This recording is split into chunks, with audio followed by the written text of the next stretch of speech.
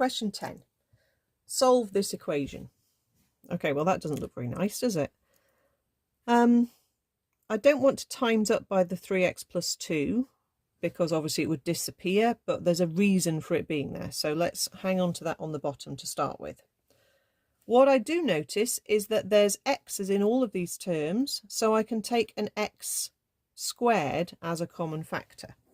So let's start off doing that. So that would give me x squared, open bracket, 6x cubed minus 17x squared minus 5x plus 6 all over 3x plus 2.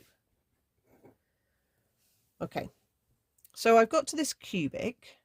I would anticipate that we're going to have to factorize this cubic. I would also take a guess that one of the factors is going to be 3x plus 2. Okay, so I'm going to just test. So this is going to go back to Unit 1, remainder theorem, factor theorem ideas. Okay, if 3x plus 2 is a factor of our cubic, I'm not worrying about the x squared at the front at all, then substituting in x being minus 2/3 should make it equal 0.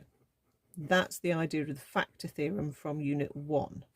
Okay, the value of the bracket, the value of x that comes from the bracket would be a negative 2 over 3.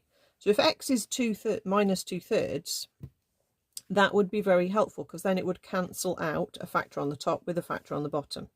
So let's just check, is negative 2/3 going to substitute into this cubic? So 6 times answer cubed minus 17 times answer squared minus 5 times answer add 6.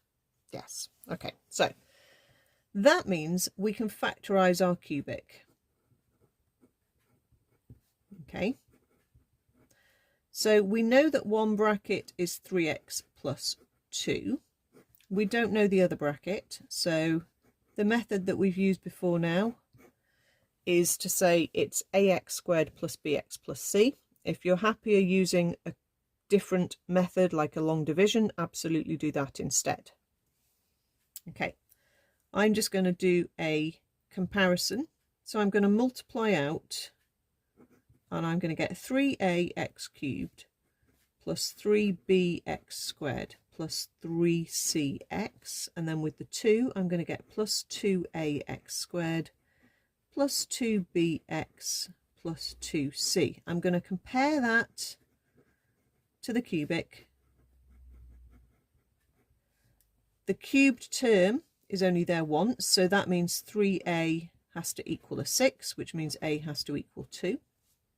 The number term is only there once, so that means 2c has to also equal 6, which means c is 3.